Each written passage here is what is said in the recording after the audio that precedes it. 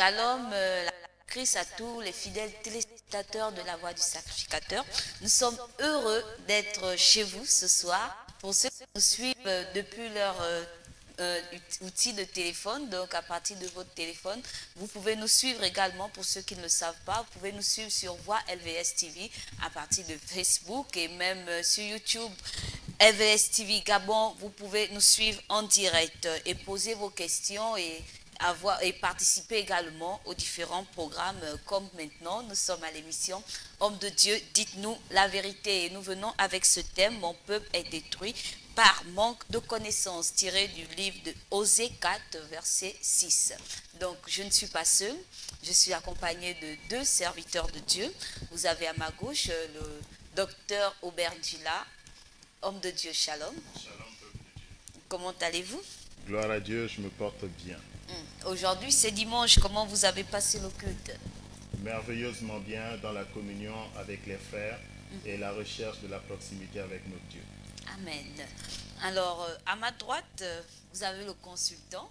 Donc, comme le révérend n'est pas là, nous avons deux consultants par la grâce de Dieu qui sont pour cette émission. Donc, l'évangéliste David, qui nous revient également de l'église royaume de sacrificateur du Christ. Homme de Dieu, shalom.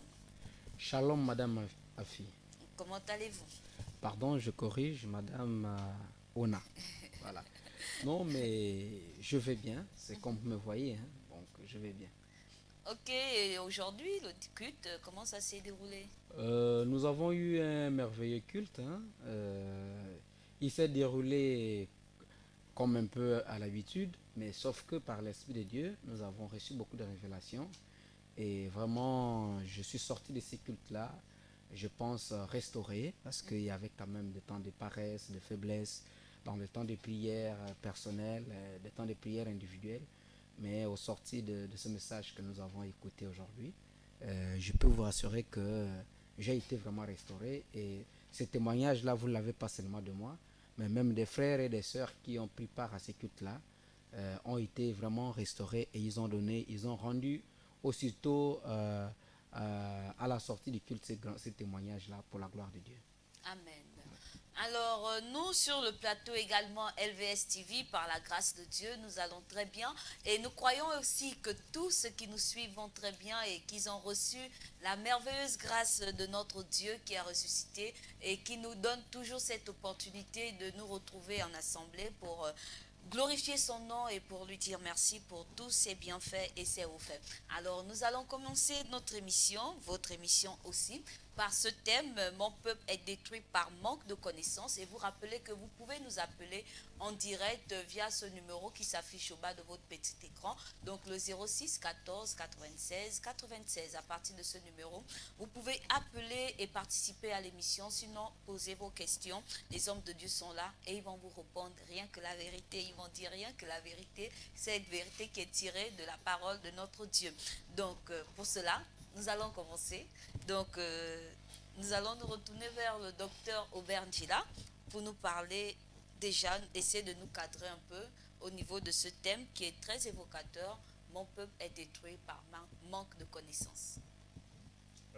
Je bénis le Seigneur pour avoir à aborder un thème aussi important. Déjà, pour ce qui est du contexte, nous sommes en rapport avec ce passage dans l'Ancien Testament.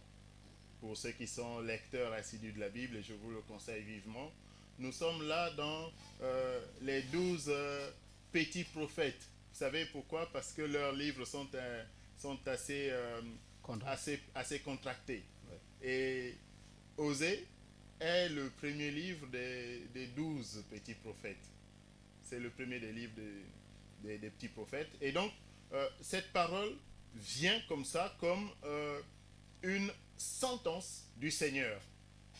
Mon peuple est détruit parce qu'il lui manque la connaissance. Si nous lisons le verset tout entier, parce que là nous sommes sur la première partie du verset, nous allons peut-être avec Madame Ngouan cerner le contexte plus global. Ok, merci. Nous passons la parole également à l'évangéliste David. Merci Madame Ona. Merci pour le thème que vous avez choisi, mais j'aimerais avant de poursuivre lire le passage biblique qui parle de ce thème-là en intégralité. Je ne sais pas si vous me le Allez-y, permettez. oui. D'accord. Donc, nous sommes dans le livre de Osée au chapitre 4 et donc je vais lire le verset 6. Voici donc ce qui est écrit. Mon peuple est détruit parce qu'il lui manque la connaissance. Puisque tu as rejeté la connaissance, je te rejetterai et tu seras dépouillé de mon sacerdoce. Puisque tu as oublié la loi de ton Dieu, j'oublierai aussi tes enfants. Voyez, donc, vous voyez, quand vous prenez ce thème-là, vous allez vous rendre compte que ici, Dieu ne s'adresse pas à celui qui ne le connaît pas. Ici, Dieu s'adresse à celui qui lui connaît. Donc, on peut dire le croyant, on peut dire le chrétien, on peut dire le fidèle qui va à l'église, on peut dire l'homme de Dieu qui prêche la parole. Et donc, ici, le dialogue qui est ici n'est pas le dialogue de Dieu avec un peuple. Non, c'est le dialogue de Dieu avec quelqu'un qui se dit qu'il connaît Dieu et que Dieu le connaît. Voilà. Alors là, Voilà pour ce qui est du contexte général. Je souscris à cela pour dire que dans une première acception, c'est-à-dire dans une première compréhension du texte, le Seigneur ici s'adresse à ceux qui dirigent son sacerdoce. Mais nous savons aussi, parce que nous lisons la Bible, qu'en Exode 19, notamment le verset 6, que le Seigneur fait de nous un royaume de sacrificateurs, c'est-à-dire un sacerdoce royal. C'est-à-dire que le peuple entier peut être, dans une deuxième acception, dans une deuxième compréhension, considéré comme concerné par la sentence de ce verset, Osée 4, Verset 6. alors, puisque là, ça a été généralisé, donc nous allons d'abord prendre un tout petit peu une quantité de personnes, c'est-à-dire ceux qui sont appelés, qui servent le Seigneur en tout temps, donc qui ont été oints par un ministère, qui ont été appelés par un ministère, qui sont oints, qui exercent également ce ministère. Donc, pour nous, cette question vient au niveau de la connaissance. Est-ce qu'un oint de Dieu peut rejeter la connaissance de l'Éternel? A priori, il faut rester un peu plus dans le contexte de la parole de Dieu ici pour savoir un peu de quoi on parle. La Bible nous met ici en évidence un sacerdoce qui apparemment n'est pas en règle avec la parole de Dieu. Ce sacerdoce, c'est le sacerdoce autoproclamé. Nous sommes ici en train de parler d'Israël. Et Israël, à cette époque, s'était déjà scindé en deux. Il y avait deux tribus qui étaient restées avec la tribu de Juda. Et il y avait ce que l'on appelait Israël avec Samarie pour capitale. Et donc, les 10 tribus qui composaient Israël avaient cette tendance à se choisir elles-mêmes des prêtres, des sacrificateurs selon leur façon de concevoir. Ce n'était plus le sacerdoce de la descendance de la maison ce n'était plus les descendants d'Aaron. Ce n'était plus les Lévites, les descendants d'Aaron, mais il y avait ici érection quasi simultanée de prêtres, de sacrificateurs, de personnes au service de Dieu qui étaient choisis selon des règles différentes que celles de Dieu. Et donc nous avons ce deuxième pan pour éclairer la parole de ce verset Osée 4, Osée chapitre 4, le verset 6, pour comprendre encore mieux qu'il s'agit de personnes qui se sont auto-désignées ou qui ont été désignées par des autorités non conformes pour l'exercice de la loi de Dieu. Et donc ces personnes ne connaissaient pas la parole de Dieu, n'étaient pas choisies sur la base de ce critère. Et aujourd'hui, nous vivons ce phénomène-là de personnes, des hommes de Dieu qui s'autoproclament déjà hommes de Dieu, se disent pasteurs, ils n'ont même pas été appelés, ils n'ont pas été consacrés. Et il s'avère même qu'il y a d'autres qui ne sont même pas baptisés. mais ils exercent pleinement le ministère. Qu'est-ce que vous pouvez dire à l'égard Bon, de ces personnes? permettez que je prenne Oui, un peu la allez-y, parole pour évangéliste. essayer un peu de regarder un peu de ces choses. Bon, dire que, vous savez, l'appel, hein, quand Dieu appelle un homme, nous pouvons regarder cela dans le livre d'Exode, quand Dieu raconte Moïse, il n'y a pas eu de témoin. Il n'y a que Dieu et il n'y a que Moïse. Donc, ce qui s'est passé là-bas sur le mont Horeb, c'est Moïse qui nous le décrit. Vous voyez? Et en cela, nous avons cru et nous savons que, évidemment, suite aux miracles et aux signes qui l'ont accompagné durant l'exercice de son ministère, évidemment, Dieu lui est apparu. Donc, dire déjà qu'il y a des hommes de Dieu, c'est vrai, il peut arriver qu'ils ne soient pas appelés, mais ce n'est pas facile pour nous de savoir que X est appelé, Y par contre, il n'est pas appelé. Ce n'est pas facile.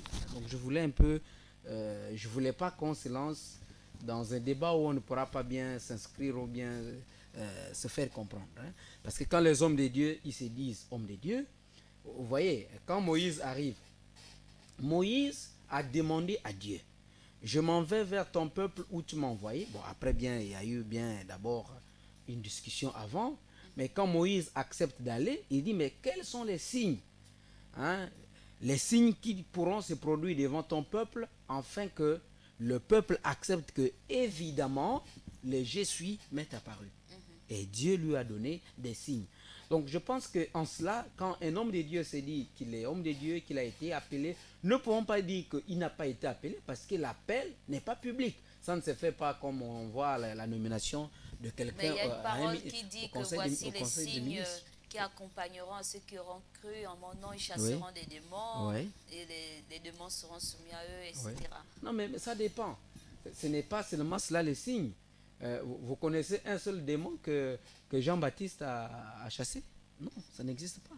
Donc, chasser les démons ne veut pas tout simplement dire que, évidemment, là, c'est un homme de Dieu. Non. Sinon, on va rentrer de plein fouet dans les polémiques des miracles. Non, c'est pas cela.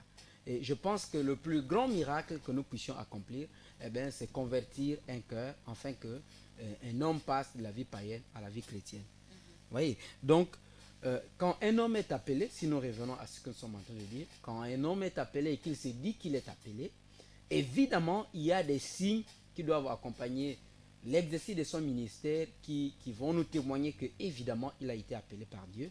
Eh bien, nous avons par exemple dans Galates 5, le verset 20, hein, où on nous parle des éléments qui composent le fruit de l'esprit. Voilà, si nous retrouvons ces éléments-là en un homme de Dieu qui s'est dit appelé de Dieu, eh bien, évidemment, nous pouvons témoigner que, étant donné que le fruit de l'esprit est en lui, il produit ce fruit, alors par ces signes-là, on peut dire qu'évidemment, il a été appelé. D'accord. Donc, je ne voulais pas qu'on soit Le docteur a quelque on chose à discute sur les ajouter? appels. Oui, je voudrais dire, puisque nous sommes en train de parler de connaissance, Oui. Dire que l'appel de Dieu est une chose. La connaissance de la loi est une exigence et c'est une autre chose. Et les deux doivent être en accord, en harmonie, pour repartir à la rencontre entre Moïse et son Seigneur sur le mont Horeb. Je vous dis ceci, et la Bible nous l'enseigne dans Exode, nous sommes au chapitre 4 du livre d'Exode. Le verset 24 nous révèle quelques situations assez curieuses. Cette situation, c'est quoi?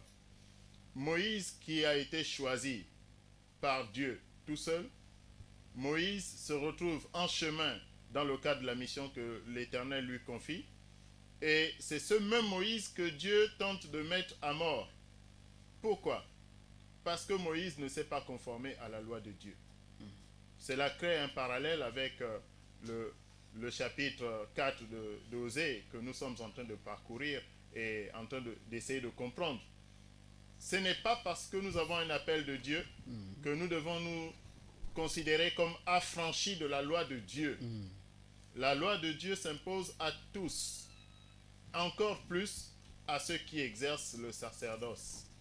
Et donc nous avons l'obligation, en tant qu'hommes de Dieu, pour faire aussi un parallèle avec la situation que nous pouvons vivre dans nos pays africains, Nous avons l'obligation, dans nos pays africains, bien que la révélation de notre ministère nous ait été individuellement communiquée, nous avons l'obligation d'apprendre la loi de Dieu, de comprendre la loi de Dieu, et même, je dirais plus, d'apprendre à la transmettre.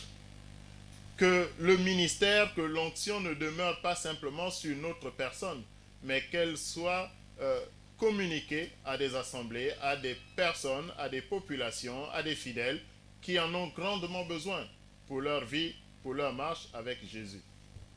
Il faut que les hommes de Dieu aient l'humilité d'apprendre à connaître l'objet de leur ministère. Ok. Nous saluons également le docteur Jude Sondé qui nous suit du côté de Bellevue 2, lui qui pouvait parler, qui a mis une école en place, une école de théologie. Donc il pouvait dire qu'avant de connaître, il faut d'abord apprendre. Et tout le temps, nous le disons également dans nos différentes expressions, nous pouvons utiliser ça à tout moment. Avant de connaître, il faut apprendre. Mais non, il s'avère également que plusieurs n'ont pas eu le temps de passer à l'école et d'autres se disent que nous n'avons pas besoin d'aller dans une école biblique, une école de théologie. Il y a le Saint-Esprit qui nous enseigne et puis c'est lui qui nous appelle, comme on l'a si bien dit avec Moïse, il n'y avait personne d'autre, alors il va m'enseigner tout le temps et puis je vais vivre ce ministère et je vais l'exercer comme ça. Est-ce qu'il y a cette possibilité également? Déjà, en commençant par la Bible elle-même. La Bible est un travail qui n'est pas simplement un travail de l'esprit. Le frère Luc, lorsqu'il énonce les raisons pour lesquelles il se met aussi à rédiger un évangile, et nous avons aussi les actes des apôtres, il dit clairement que c'est pour aider celui qui aime Dieu. C'est pour l'aider à avoir une pleine connaissance de ces événements. Alors, vous avez devant vous la Bible, qui est en elle-même un formidable recueil de connaissances. Mais des connaissances sur différentes disciplines, sur différents objets. Vous êtes homme de Dieu. Face à la Bible, vous faites l'autodidacte ou vous êtes humble et vous allez apprendre à étudier la Bible. Lorsque vous aurez terminé avec les études bibliques, vous allez apprendre la théologie, c'est-à-dire l'interprétation de ce que vous avez vu là. Parce que les études bibliques vous enseignent simplement la connaissance des différents livres, la connaissance des différents faits. Mais la théologie vous amène au-delà, jusqu'à l'interprétation. C'est ainsi que un homme de Dieu qui ne fait pas un peu d'exégèse, c'est-à-dire d'étude de la parole en analysant la parole de Dieu, il a quelques lacunes qu'il va forcément refléter lors de son ministère. Et donc il est tout à fait nécessaire d'apprendre et de savoir communiquer ce que l'on a appris. Amen. L'évangéliste. Oh, merci. Vous savez, le doc, il sait bien ces choses. Je voulais tout simplement compléter en disant que nous ne devons pas dire que le Saint-Esprit ne suffit, on n'a plus besoin d'apprendre. Non, je pense que là est toute une grande erreur. Parce que nous allons voir que, en fait, dans le ministère, l'appel seul ne suffit pas pour les exercer. Non. Vous êtes appelé à faire ceci, vous vous formez dans cela, et ensuite vous allez l'exercer.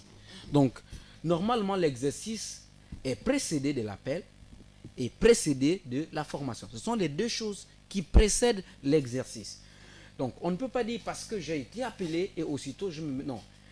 Les cas dans l'Ancien Testament, si nous revenons d'abord à ce cas de Moïse, mais vous allez voir que Moïse, avant de supporter les caprices du peuple, parce qu'il faut dire aussi cela, que ça n'a pas été facile pour Moïse, la difficulté qu'a eu Moïse, il n'a pas eu les difficultés seulement devant Pharaon, mais il a eu aussi les difficultés pour conduire le peuple. Nous voyons qu'à tout moment, il était toujours obligé quelquefois de sanctionner le peuple.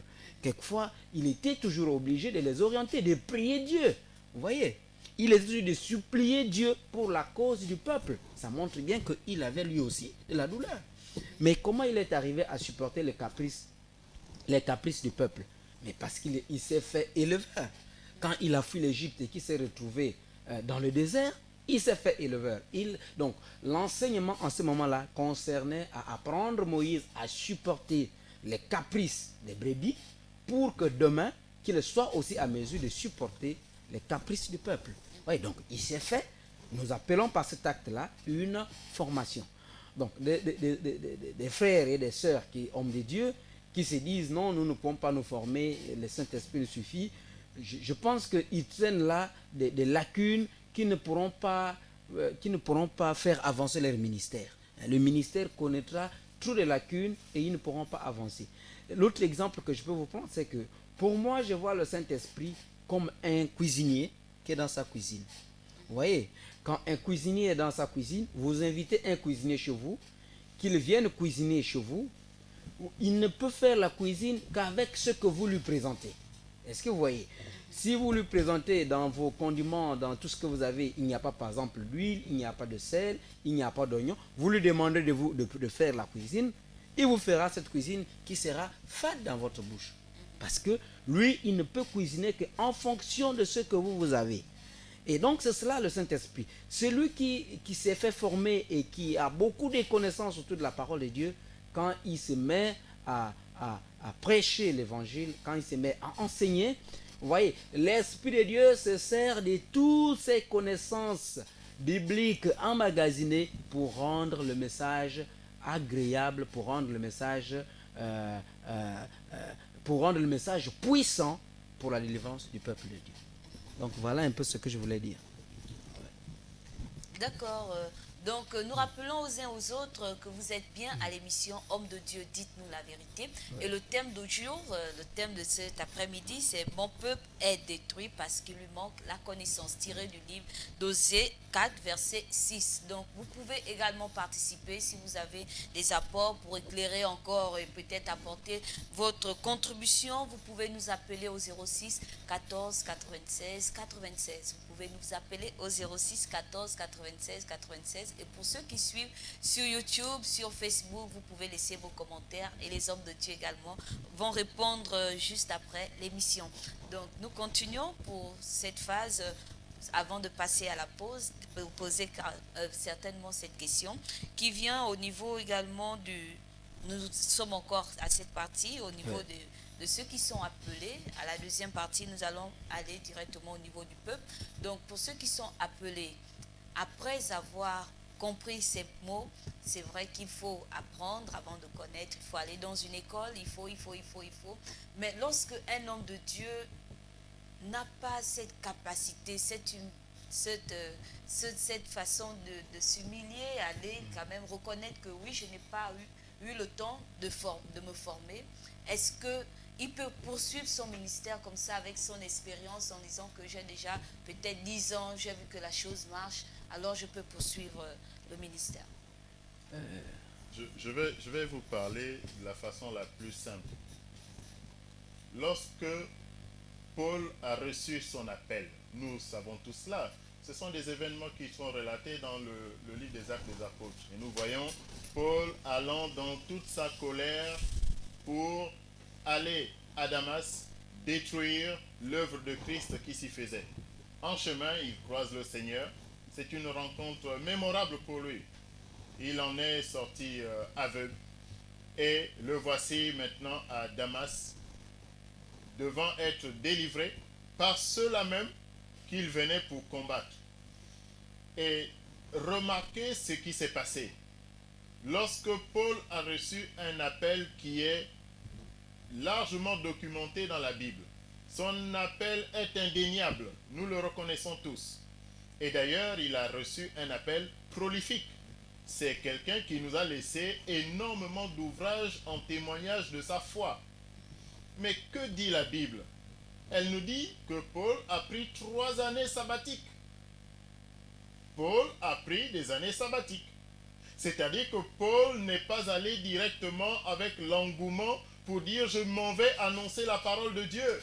Non, Paul s'est retiré dans le désert pour apprendre, pour mettre en ordre, pour faire l'état de sa connaissance de la loi de Dieu, avant de se proclamer, allant, parcourant les nations, afin d'annoncer l'évangile. Il faut que nous ayons l'humilité, bien-aimés, de prendre le temps de comprendre. Et dans le même livre des Actes des Apôtres, au chapitre 8, nous avons cet homme qui est un haut fonctionnaire. La Bible parle d'un eunuque, gardien des trésors de Candace, la reine d'Éthiopie. C'est donc un haut dignitaire. C'est quelqu'un qui a une très haute considération de sa propre personne. Et d'ailleurs, on le voit, il voyage dans un char. À une époque où les gens voyageaient à dos d'âne et même à pied. Il voyage dans un char, dans un attelage, donc dans une... si on fait le parallèle avec l'époque d'aujourd'hui, il voyage dans un véhicule luxueux. Cet homme est en train de lire la Bible. Il est en train de lire un chapitre d'Ésaïe et l'évangéliste Philippe est emmené par le Saint-Esprit jusqu'à côté du char. Il entend cet homme prononcer des paroles du livre d'Ésaïe. Alors, imaginez la question que l'évangéliste Philippe lui pose. Il lui dit, comprends-tu ce que tu lis? Cette question peut s'adresser à tout un chacun aujourd'hui. Comprenons-nous la parole de Dieu que nous enseignons? Comprenons-nous la parole de Dieu que nous annonçons? Comprenons-nous cet évangile que nous proclamons?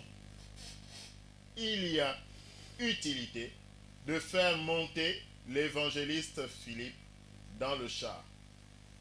Qu'un enseignant vienne dans votre ministère, qu'un enseignant vienne dans votre appel.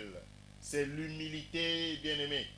Qu'un enseignant prenne, sous la conduite du Saint-Esprit, le soin de vous enseigner, de vous rappeler ce qui est essentiel. C'est cela qui a rendu l'eunuque éthiopien plus fort dans sa foi, au point de demander à être baptisé lorsqu'il a vu l'eau. Comment aurait-il su que l'eau était le symbole du baptême s'il n'avait pas été enseigné, s'il se contentait du parchemin qu'il avait en sa possession? Ce n'est pas parce que nous sommes appelés que nous devons simplement nous lancer dans le ministère. Soyons humbles, prenons la peine de relire Osée 4, verset 6. Cette parole est adressée premièrement, je l'ai dit, dans une première compréhension, dans une première acception, c'est adressé aux hommes de Dieu. Après la pause, nous verrons que cette parole aussi concerne le peuple de Dieu. Ok, bonne conclusion au niveau de la première partie. Sûrement, l'évangéliste va ajouter un mot avant de passer à la oui, c'est vrai. Je voulais tout simplement dire que se faire former ne signifie pas obligatoirement que nous devons aller à l'école. Hein. Là aussi, c'est un autre problème. Mais nous pouvons nous faire former auprès, par exemple, celui que nous appelons notre Père. Quand nous voyons Élie et Élisée, vous voyez, ils ne sont pas partis à l'école. Mais l'un s'est fait former à l'école de son père. Donc, aller se faire former, avoir l'humilité de se faire former, ne signifie pas qu'on doit d'abord aller forcément à l'école. Non, on peut se faire former auprès de notre Père, celui qui nous a appelés, celui auprès de qui nous avons grandi, nous avons commencé nos premiers pas en tant que chrétiens. Eh bien, on peut se faire former auprès de lui et demain être aguerri à exercer. Mais quand ça se fait dans l'humilité, ça veut dire que lui, il saura que là, tu es maintenant mûr et tu peux maintenant exercer. Or, là encore, il y a un autre problème. C'est que souvent, on se fait former auprès du Père et le Père n'a même pas encore dit que vous étiez déjà mature pour conduire. Et bien, bon, voilà, on claque. Et il y a d'autres qui n'ont même pas de père aussi. Bon. Là, c'est tout un désordre. Et on se dit, on n'a que le Saint-Esprit. Et là, je vous assure que c'est des choses qui peuvent commencer avec beaucoup d'ambition, beaucoup d'engouement. Mais c'est un feu de paille, ça ne fait pas long chemin. Ok, ça fait pas long chemin et ça fait pas aussi 2 minutes que nous avons commencé. Ça fait déjà près de 26 minutes. Nous allons marquer la pause et nous retrouvons juste après pour poursuivre l'émission.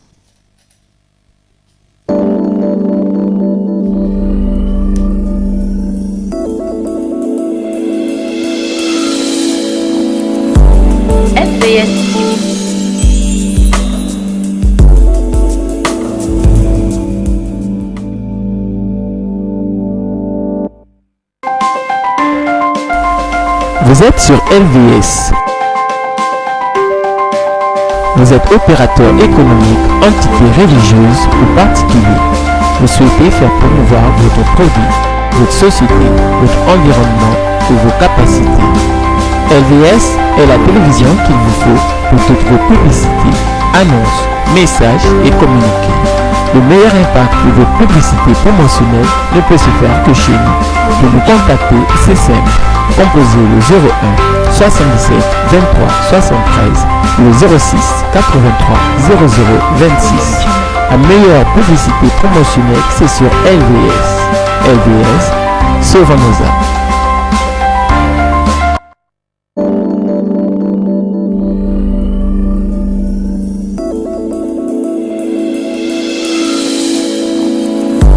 LVS TV.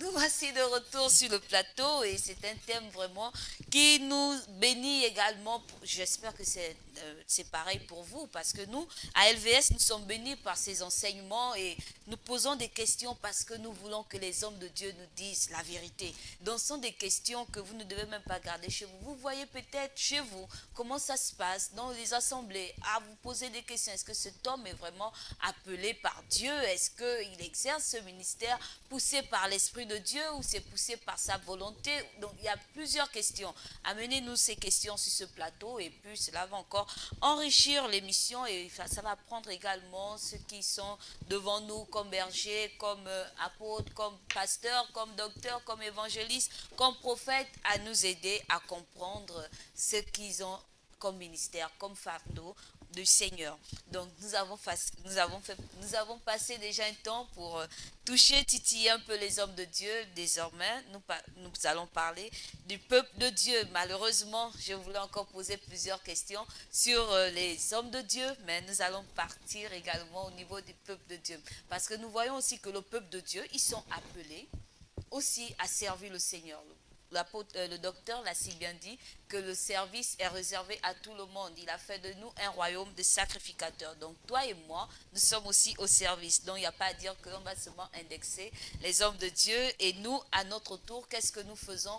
Est-ce que nous acceptons l'enseignement? Est-ce que l'enseignement passe? À quel moment le peuple de Dieu peut être détruit parce qu'il lui manque de la connaissance, tout en sachant qu'ils ont des bergers devant eux? Mais comment ils se retrouvent alors en manque de connaissances? Le docteur Robert. A priori, lorsque l'on entend le prophète Osée donner cette parole de la part de son Dieu, nous avons la compréhension, puisque nous sommes le peuple de la lecture des moitiés de versets. Nous avons la compréhension première, c'est que le peuple manque de connaissances, et ce manque de connaissances qui est imputable au peuple, lui est préjudiciable. Non, ce n'est pas de cela qu'il est question ici. La Bible ne fait pas ici, premièrement, référence à cela. Non. Lorsqu'on lit le verset en entier, on comprend très bien d'où vient que mon peuple est détruit. Dieu dit, mon peuple est détruit, c'est-à-dire le peuple de Dieu est exposé à la destruction. Mais du fait de qui? Du fait qu'il lui manque un ingrédient utile pour sa croissance, pour son épanouissement et au demeurant pour sa sécurité. La notion de sécurité ici, puisqu'on parle de destruction. Il lui manque la connaissance. Alors, qui doit pourvoir à la connaissance? Et c'est là encore où on revient à la responsabilité des hommes de Dieu. On revient encore une fois à mettre en évidence la responsabilité des hommes de Dieu face au manque de connaissance de ce peuple qu'il expose à la destruction. L'évangéliste David. Je ne pense pas que je vais m'inscrire en faux avec ce que dit le docteur. Le passage biblique sur lequel nous avons tiré, donc vous avez tiré ce thème, explique très bien que, vous voyez, en deux parties, nous pouvons voir que Dieu parle d'abord du peuple. Mon peuple est détruit parce qu'il manque la connaissance. Et ensuite, on dit, puisque tu as rejeté la connaissance. Quand j'ai essayé d'analyser cela, je me suis dit que ici, au premier moment, on s'adresse au peuple. Et au deuxième moment, on s'adresse à l'homme de Dieu qui a rejeté la connaissance. Donc, il n'a plus rien à enseigner au peuple, raison pour laquelle le peuple est exposé à la destruction. Donc, la responsabilité est plus du côté de l'homme de Dieu. Et vous voyez qu'on a l'impression qu'il y a même, d'abord, pas l'impression, il y a la sanction qui suit. Parce que Dieu dit, puisque tu as rejeté la connaissance, je te rejetterai et tu seras dépouillé de mon sacerdoce. Vous voyez, donc, quand on dit quelqu'un qu'il est dépouillé du sacerdoce, ça dit qu'on va t'enlever ce sacerdoce-là et on va le confier à quelqu'un d'autre. Et ce que Dieu t'a demandé de faire, si toi tu ne le fais pas, eh bien, puisque Dieu ne peut pas arrêter sa marche avec son peuple par toi, il t'enlève les sacerdoces et il les confie à quelqu'un d'autre. Ce qui nous est rapporté ici. Puisque tu as oublié la loi de ton Dieu, j'oublierai aussi tes enfants. Vous voyez, donc Dieu est à mesure de sanctionner les enfants de quelqu'un, tout simplement parce que leur père a refusé ou a rejeté la connaissance. Donc, si aujourd'hui l'Église, nous trouvons donc des frères et sœurs qui sont avec nous dans les églises et qui n'ont plus la connaissance, qui sont exposés. En fait, ici, tel que c'est expliqué, nous voyons que le peuple est victime. Voilà. Le peuple est victime du manque de connaissance. Et qui crée cette situation-là? Eh bien, c'est l'homme de Dieu qui n'enseigne pas. Et aujourd'hui, évidemment, nous allons voir qu'il y a des églises, quand vous arrivez, il n'y a pas vraiment des assises sur l'enseignement. Alors la Bible dit clairement que Jésus enseignait. Et même ce qui était délivré, même ce qui a été guéri, c'était au son de l'enseignement de Jésus. Mais aujourd'hui, ce n'est pas cela. On fait des programmes, je ne sais qui se base sur quoi, quelquefois pas fondés. Et vous allez voir que les églises sont devenues comme un peu des rassemblements des païens qui n'ont comme but que la satisfaction de leur chair et non le salut véritable annoncé par Jésus-Christ. Amen. Voilà. Oui, et nous pouvons le constater également dans les réseaux sociaux. Nous voyons des hommes de Dieu pour délivrer des frères et des sœurs qui vont nombreux même dans ces lieux. Ils prennent des bouteilles d'eau. Tout récemment, j'ai vu un homme de Dieu qui a bu du lait et puis l'a craché dans la bouche du fidèle qui était à ses yeux. Donc c'était vraiment ce sont des pratiques que beaucoup vivent dans des assemblées. J'espère qu'ils nous suivent et ils pourront appeler peut-être pour témoigner et pour voir également s'ils sont dans des bonnes voies. Donc à ces moments-là, je me dis donc à ce type de peuple, ils n'ont pas la connaissance de la parole de Dieu et voilà pourquoi ils se laissent vraiment malmenés par ces catégories des hommes de Dieu, entre griffes, excusez-moi, donc en faisant des pratiques qui ne sont pas dans la parole de Dieu. Donc ma question vient au niveau des pratiques maintenant qui sont appliquées dans la parole de Dieu, dans des églises. Beaucoup amènent beaucoup des choses. Il faut aller te laver avec l'eau Anza, il faut prendre le jus pour se sanctifier, je ne sais pas pour faire quoi. Donc qu'est-ce qu'il y a lieu à dire à partir de cette catégorie de personnes, des hommes de Dieu qui amènent des pratiques, je pourrais dire, occultes dans la maison de Dieu? Le constat de Dieu est clair. Il dit, mon peuple est détruit. C'est-à-dire que lorsque Dieu observe toutes ces pratiques, il observe ce qui se passe dans ces assemblées, il dit, mon peuple est détruit. Voilà. Il est clair là-dessus. Et après, nous avons, parce qu'il lui manque la connaissance. Alors, je ne sais pas si on peut nous avancer en eau profonde. Le Seigneur dit, allez en eau profonde. Voilà. Et notre frère Paul est clair à ce sujet, il parle de la nourriture solide. Est-ce qu'on peut donner un peu de nourriture solide? En regardant déjà ce mot connaissance. Cela nous rappelle quelque chose dans la Genèse.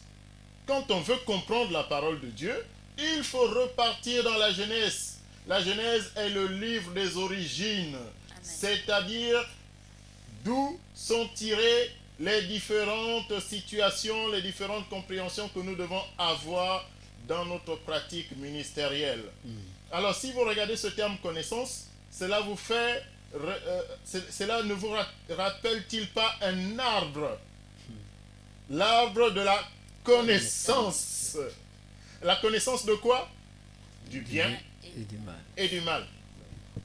Alors, vous imaginez si je m'arrête juste à ce niveau, il y a un problème dont les origines se trouvent déjà dans la Bible, dans le premier livre de la Bible. C'est-à-dire, lorsque nous regardons cet arbre, est-ce que nous ne sommes pas comme dans certaines assemblées aujourd'hui, en train de convoiter des choses sans attendre ce que Dieu a en réserve pour nous? Est-ce que nous ne sommes pas en train de vouloir à tout prix une connaissance, un type de connaissance, alors que Dieu veut que nous soyons des êtres connaissants? Parce que si nous attendons, nous allons assurément recevoir la bonne connaissance, celle qui vient de Dieu, celle qui est issue de l'enseignement de Dieu. Si nous sommes pressés, si nous sommes emportés par notre envie, si nous sommes motivés par notre convoitise, nous allons rentrer dans ce que les assemblées aujourd'hui appellent les actes prophétiques.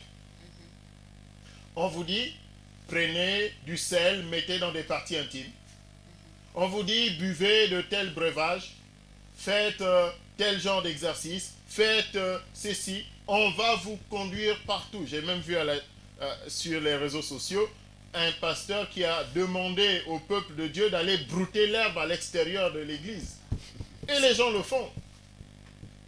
On demande à marcher sur vos corps dans l'assemblée et les gens acceptent. Parce qu'ils aspirent, parce qu'ils convoitent une connaissance qui n'est pas celle que Dieu a en réserve pour nous. Nous sommes son peuple et il connaît les projets qu'il a pour nous. Ce sont des projets de vie et non de malheur. Ce sont des projets pour que nous soyons bien. Il est le bon berger. Il n'est pas un mercenaire pour nous torturer. Il n'est pas un mercenaire pour exploiter notre ignorance. Il a pour nous le meilleur. Et la connaissance, ce n'est pas celle que nous cherchons de toutes nos forces.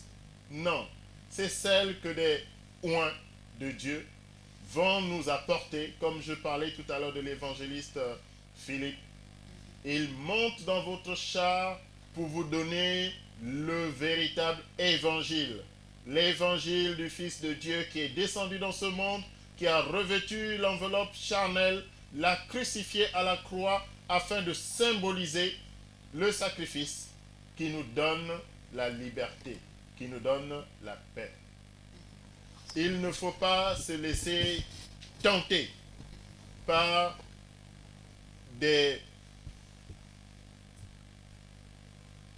choses que nous serions en train d'imaginer comme étant solution à nos situations personnelles. Il ne faut pas se laisser tenter, sinon nous ouvrons la porte à une mauvaise connaissance et cette mauvaise connaissance ne va pas nous affranchir. Il a dit, vous connaîtrez la vérité et la vérité vous rendra libre. La vérité vous affranchira. Si vous faites connaissance d'autre chose que la vérité, vous êtes esclave. Vous êtes esclave de cela. Et regardez bien, dans plusieurs assemblées, effectivement, le peuple de Dieu semble être esclave. Alors, l'évangéliste? Bon, je voulais tout simplement dire que c'est déjà un grand avantage pour ses frères et ses sœurs qui, en se disant hommes de Dieu, manifestent encore ces pratiques. C'est un grand avantage parce que je pense quand même, et sans m'inscrire dans le cadre des juges ou des accusateurs des hommes de Dieu, mais je sais que dans notre milieu, évidemment, il y a ces pratiques-là, nous les voyons sur les réseaux sociaux. Vous savez, je tiens à signaler que Aujourd'hui, servir Dieu, ça peut paraître un acte commercial. Il y a des gens, évidemment, qui se servent donc du nom de Dieu pour soit s'enrichir ou atteindre leurs ambitions, satisfaire leurs ambitions personnelles. Et autre chose que je vais vous demander, c'est que quand vous voyez ces pratiques-là, on ne vous dira pas qu'on a fait une telle pratique pour que cet homme ou cette femme puisse avoir le salut. Ce serait toujours pour satisfaire un besoin pressant, un besoin charnel. Hein, on ne vous dira pas que lavez-vous avec de l'eau, je ne sais pas, de tel fabricant ou de tel exhortateur. On ne vous dira pas, non mais écoutez, couchez-vous par terre, par ceci, par cela, pour que vous ayez le salut. Non, on vous dira peut-être que c'est fait pour que vous ayez du travail, vous ayez je ne sais pas, de la promotion, ou que vous puissiez vous marier. Et puis, voilà, ce sont un peu des choses semblables. Et vous allez voir que toutes ces pratiques-là ne tournent qu'autour de la satisfaction des besoins charnels. Ça n'a rien à voir avec le salut que nous enseigne Jésus-Christ, le salut que nous a apporté Jésus-Christ. D'accord, merci. Nous sommes bien accompagnés avec deux serviteurs de Dieu qui reviennent de l'église Royaume des sacrificateurs du Christ, et nous rappelons encore le thème « Mon peuple est détruit parce qu'il lui manque la connaissance » tiré de Osée 4, verset 6.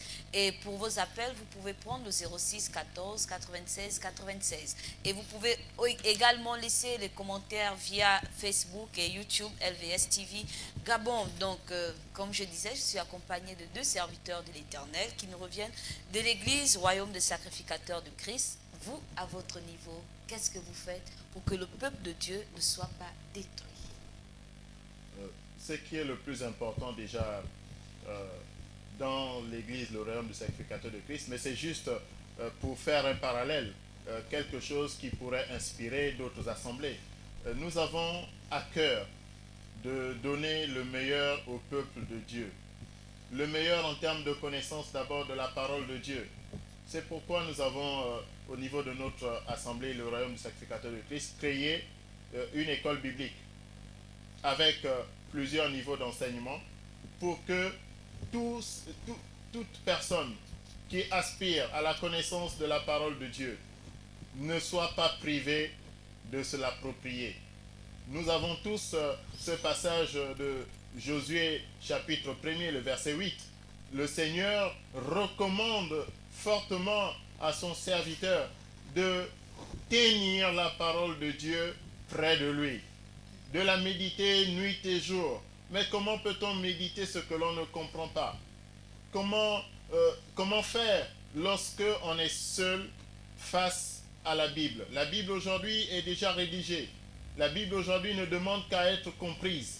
Et donc, nous avons cette facilité, à travers l'école internationale biblique Rabbi, de donner des formations pour que le peuple de Dieu soit édifié et qu'il soit capable de comprendre la parole de Dieu, de s'en servir lors de ces temps de retraite avec le Seigneur, lorsqu'il cherche la face de son Dieu, lorsqu'il veut de l'aide dans toutes ces entreprises, dans toutes ces initiatives. Le peuple de Dieu doit être capable de trouver le plein et entier conseil de Dieu là où il se trouve dans la Bible, en ayant été enseigné. L'évangéliste. Je pense que c'est... Nous sommes une église d'enseignement. Nous ne sommes pas une église prophétique où vous arrivez le matin, vous terminez à 18h parce que le prophète va faire des prophéties et qu'il faut attendre. Non, nous, on est une église d'enseignement et nous sommes beaucoup donnés dans l'enseignement. Et aussi signaler qu'avant cela, nous ne sommes jamais proclamés serviteurs de Dieu. Nous avons suivi, nombre d'entre nous dans notre ministère ont été appelés et nous nous sommes fait former. Ceux qui suivent les médias, ils savent que évidemment nous avons été formés. Vous savez, l'appel autant pour moi, il est secret. Mais la formation, elle n'est pas secrète. Parce que quand on vous remet le parchemin, si vous avez été dans une école, c'est au vu et au su de tous. Donc nous avons été formés et suite à cette parole de Jésus à Pierre. Et quand tu seras affermi tes frères, donc de ce que nous avons appris, nous essayons nous aussi, au moyen de l'école internationale, l'école biblique internationale Rabbi, nous essayons aussi, cette année nous sommes à la 3e année, nous donnons donc cette connaissance-là. Et encore là, avec une particularité, c'est qu'à l'école, ça se donne gratuitement. Vous ne pouvez pas vous imaginer, mais évidemment, c'est cela.